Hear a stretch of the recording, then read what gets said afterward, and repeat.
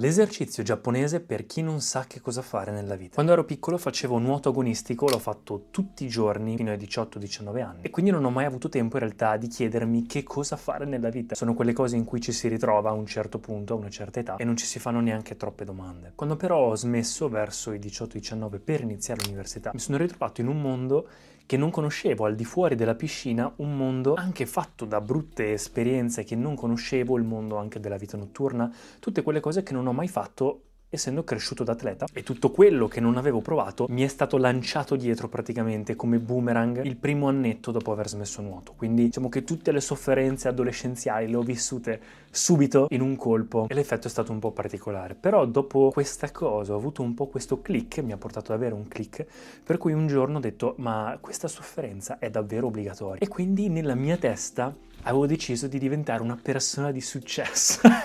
Che non so ancora che cosa significhi, ma vabbè, tu lo sai, io non lo so. Però in quel momento mi sembrava la cosa più utile da fare e quindi ho iniziato un po' la mia crescita esteriore. La prima cosa che mi era venuta in mente da fare era andare a comprarmi su internet dei libri, e quindi ho iniziato a leggere dei libri, inizialmente sulla crescita esteriore, sul marketing, sulla finanza personale, tutte queste cose particolari che poi si sono rivelate utili più avanti. Ma in quel momento non sapevo cosa fare, intanto stavo studiando all'università e mi era rimasto un bel fisico dal nuoto, quindi un giorno in uno di questi locali notturni che avevo iniziato a frequentare, una ragazza viene lì e mi dice ma perché non provi anche tu a lavorare come modello? E quindi mi ha portato un po' in quel mondo e ho iniziato a provare a lavorare nella moda. Mi serviva anche per pagarmi gli studi, quindi ho detto qualsiasi cosa necessaria per pagarmi gli studi, perché no? Ho fatto qualsiasi tipo di lavoro, dal consegnare pizze a lavorare in negozi di vestiti, a lavorare in Apple Store, e il modello era un po' quel lavoro saltuario che facevo ogni tanto per arrotondare. Sono andato persino a un certo punto a Los Angeles per cercare un'agenzia che potesse rappresentarmi, perché nella mia testa a un certo punto il successo lo paragonavo agli attori, quelli di fama mondiale, quindi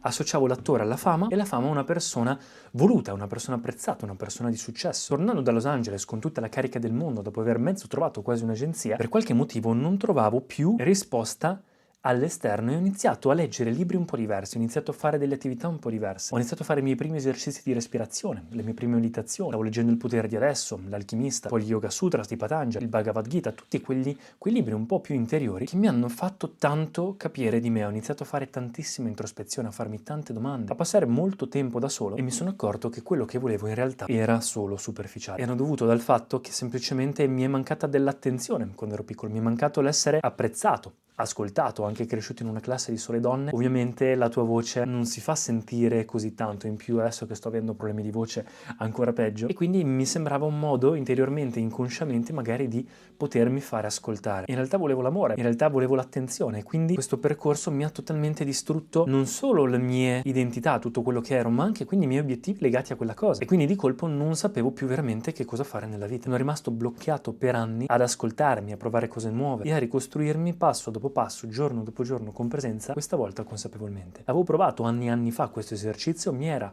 utile ma non mi aveva cambiato la vita. E invece adesso, con un po' più di consapevolezza e ascoltandomi di più, se si prende il tempo giusto, questo esercizio a me ha aiutato tanto e secondo me può aiutare anche voi. Partendo anche dal presupposto che secondo me non c'è una strada giusta, ma la si percorre unendo i puntini al contrario, come diceva anche Steve Jobs, e quindi fai la cosa giusta oggi, la cosa migliore che puoi fare con quello che hai ora e si vedrà, ma questo serve per dare un po' una direzione abbastanza utile. Ovviamente l'esercizio si chiama Ikigai, è diventato un esercizio famoso, tanta gente lo conosce, significa praticamente direzione di vita. Alcuni dicono non sia giapponese, ma secondo me non mi importa che sia giapponese o meno, è un esercizio fatto bene di introspezione, quindi nonostante tutto il casino che uno abbia in testa e facendo magari un percorso meditativo ci si allontana, ci si disidentifica da quel casino che si è in testa, secondo me comunque dare una direzione di carriera, dare una direzione nella propria vita è utile. Quindi come si fa? Allora, bisogna prendersi un momento per sé, non è un qualcosa che si fa così a caso, bisogna prendersi un po' di tempo, essere totalmente onesti con se stessi, prendersi un foglio, se volete scritto, a me non piacciono i fogli scritti quindi l'ho fatto in digitale, ma quella è una cosa mia,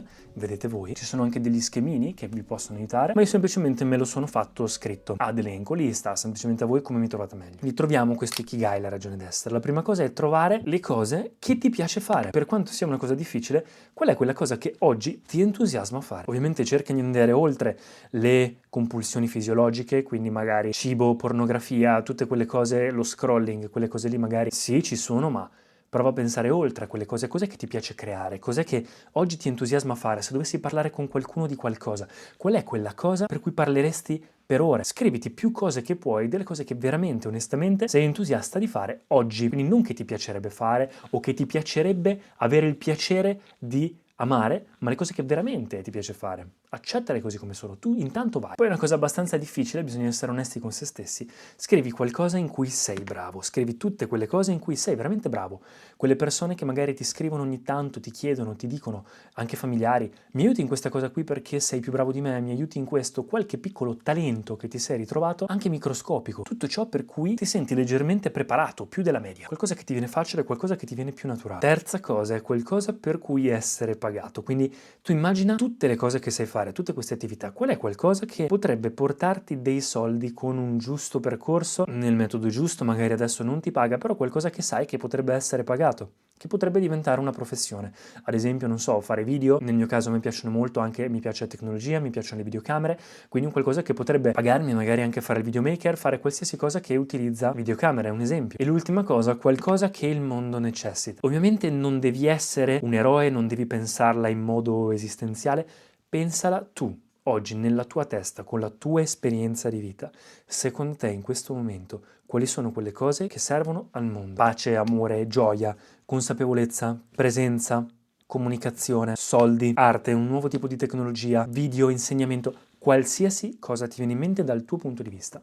Non voglio dirti troppe cose per non influenzarti perché deve essere una cosa tua, non c'è una risposta giusta. E adesso arriva il gioco. Adesso si creano 4 sottocategorie, trovando il minimo comune denominatore di 2 categorie alla volta. Prendiamo la prima e la seconda categoria che hai scritto, le cose che ti appassionano, le cose che ti piace fare e qualcosa in cui sei bravo. Unendo queste 2 categorie trovi la tua passione. Questa cosa di per sé da sola ti può dare soddisfazione, ma non ti dà un vero senso di utilità, quindi va unita a qualcos'altro.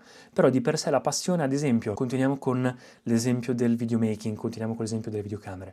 Ti piace fare video? Sei bravo davanti alla videocamera? Una passione può essere registrare contenuti. Un esempio stupido, ma è per farti capire. Mi raccomando, trova tutti quei minimi comuni denominatori, quindi non deve essere una cosa sola per forza, prova a trovare un po' varie cose o comunque cerca di creare un qualcosa di coeso. Unendo invece adesso le due categorie di qualcosa in cui sei bravo e qualcosa per cui il mondo ti pagherebbe, se le unisci trovi il minimo comune denominatore, trovi la tua professione, che anche questa di per sé può essere confortevole, ma non ti dà un senso di appagamento, dà un senso di vuoto, rimanendo da sola. Se sei bravo davanti alla videocamera e qualcosa che ti pagherebbe sarebbe fare dei video pubblicitari, la tua professione potrebbe essere l'attore, potrebbe essere l'influencer, potrebbe essere una di queste cose. Unendo invece quello che ti piace fare con quello che il mondo necessita, trovi la tua missione. Dà magari a pagamento di per sé, ma non ci puoi vivere con una missione. Non ti dà niente a livello materiale. Trovi magari che il minimo comune denominatore del fatto che ti piacciono i video e il mondo necessita consapevolezza, fare video sull'argomento può aiutare. Ma poi a livello materiale che cosa ti porta? Potrebbe essere un po' la tua missione portare consapevolezza tramite video. Unisci un po' le cose.